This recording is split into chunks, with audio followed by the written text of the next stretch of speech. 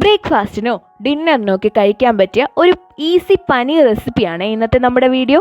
അതിനായിട്ട് നമ്മുടെ മാർജിൻ ഫ്രീയിലൊക്കെ കിട്ടുന്ന വലിയ പനീറിൻ്റെ കട്ടകൾ ചെറുതായിട്ട് മുറിച്ചെടുക്കുക.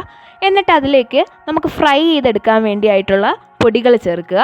സാധാരണ നമ്മൾ ചേർക്കുന്ന പൊടികളായ മുളക് പൊടി, മഞ്ഞൾപ്പൊടി, മല്ലിപ്പൊടി, മസാലപ്പൊടി, ഉപ്പ്, പിന്നെ കുറച്ച് വെള്ളവും കൂടി ചേർത്ത് എല്ലായിടത്തും ഒരേപോലെ പൊടികൾ എത്തുന്ന രീതിയിൽ മിക്സ് ചെയ്തെടുക്കുക.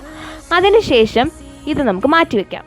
ഇതിനോടൊപ്പം തന്നെ നമുക്ക് കുക്കുംബർ ഗ്രേറ്റ് ചെയ്തെടുക്കാം, ക്യാരറ്റ് ഗ്രേറ്റ് ചെയ്തെടുക്കാം, വേണ്ട വേറെ വെജീസൊക്കെ ഉണ്ടെങ്കിൽ അതും ഗ്രേറ്റ് ചെയ്തെടുത്ത് നേരത്തെ മാറ്റി വെച്ച പനീർ എടുത്ത് ഫ്രൈ ചെയ്തെടുക്കുക. അങ്ങോട്ടും ഇങ്ങോട്ടും ഒക്കെ നല്ല പോലെ എല്ലാ സൈഡും നല്ല മുരിച്ച് ഫ്രൈ ചെയ്തെടുക്കുക, എന്നാൽ ടേസ്റ്റ് കൂടും.